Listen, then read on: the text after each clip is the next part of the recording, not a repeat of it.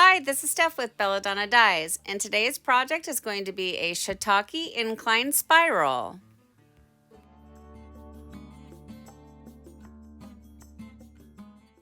I started by turning my shirt inside out. That's just pretty much out of habit at this point. I give it a little pinch where I want the center of the spiral to be. Then I'm going to be using a hemostat and a microwave splatter guard to create my spiral. So what I do is I click the hemostat down on the first click because it does not need to be overly tight, and you don't want to press really hard into your table because you can poke a hole right through your shirt. I give it maybe 3 or 4 or 5 twists, and then with my opposite hand I create the pleats, creating the spiral. And I go as far as I can using the microwave splatter guard until I can't go any farther. I unclick the hemostat, I hold down the center of the spiral, and then I gently wiggle the hemostat out.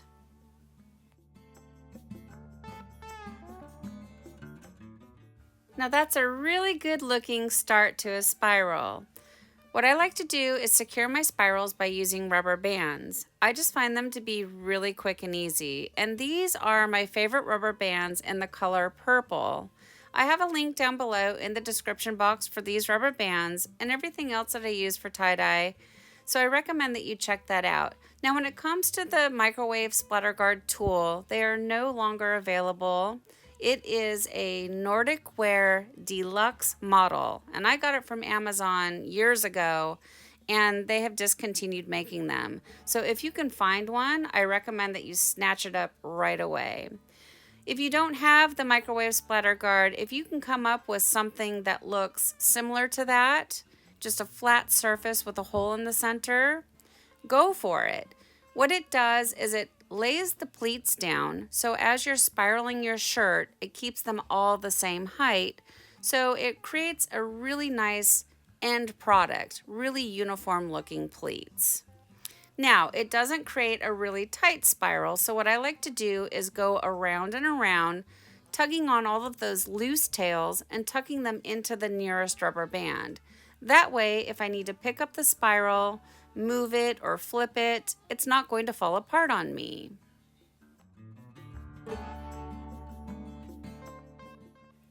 This project is going to be an ice dye, so I need to create some type of an ice barrier to hold the ice on top of the project. So I'm choosing to use the silicone cake molds for this, and I love these things. They are amazing.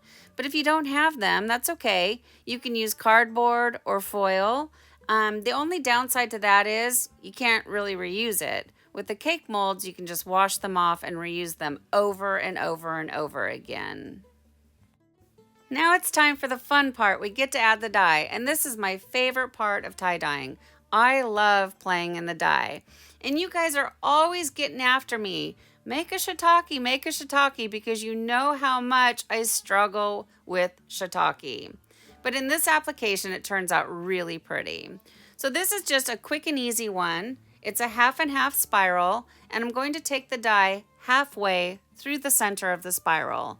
And from my experience, shiitake is not necessarily a heavy saturator, so I'm adding a pretty liberal amount to it. Now for the setup, I have it on a closet-made rack, and they have like a little lip on them. I have that lip latched up over top of the tote, and then the bottom of the rack is down inside of the tote, and that's creating an incline. And you'll see here in a minute what I'm going to do. But I'm choosing to add the dye while the dye is at the bottom of the incline. That way it doesn't roll downhill.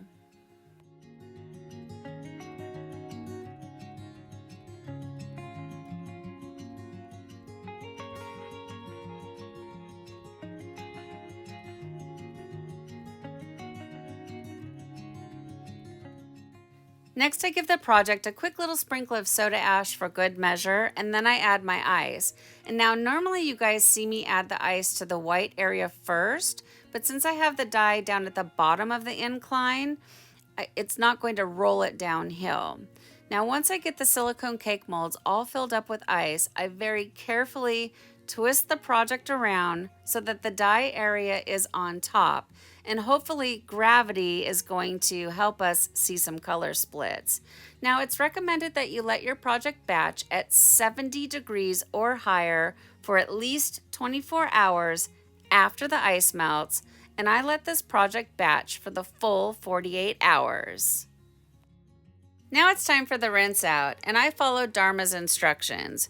So you want to start by using cold water. That's going to remove any soda ash that might still be reacting within the fabric, and then increase your water to hot and rinse until the water runs pretty much clear. So the cold water removes all that soda ash. The hot water removes any unbonded dye. And if you're trying to protect white space like I am on this project, make sure you rinse the white out very well. From here, I take it to the washing machine, and I like to do hot water cycles using Kirillon, which is a professional textile detergent. And then I like to do a final hot water cycle using Millsoft, and Millsoft is a professional fabric softener. Then I will put it in the dryer, and I'll iron it, and we'll come back and we'll see the results. Well, here it is, guys. Here's our Incline ice-dyed spiral in the shade Shiitake Mushroom after it's been washed and dried, and I think this shirt turned out fantastic. This is the first time I've used shiitake and actually liked the way that it turned out. And for those of you that have been with me, you've seen my previous projects, and if you're brand new to the channel, you have to go through the playlist. There's over 600 videos to go through. You can find other shiitake projects and see for yourself. Because if it's not done correctly, the color can just actually look like diarrhea on your shirt, and nobody wants to wear that. So it has this really beautiful wine, plum, dances with raisins, burgundy color, and then it splits down to a really lovely greenish gray tone, kind of like maybe like a moss green or a sage green. Really, really nice. And then it throws out mauve. That's how we say it here in Oregon and maybe all over the United States. I think it's technically mauve, but I've never heard anybody say it that way. So that pink is really, really beautiful. Now, the one thing that I don't like about shiitake is the yellow and the blue that it throws. I don't mind the blue so much, but the yellow feels really out of place.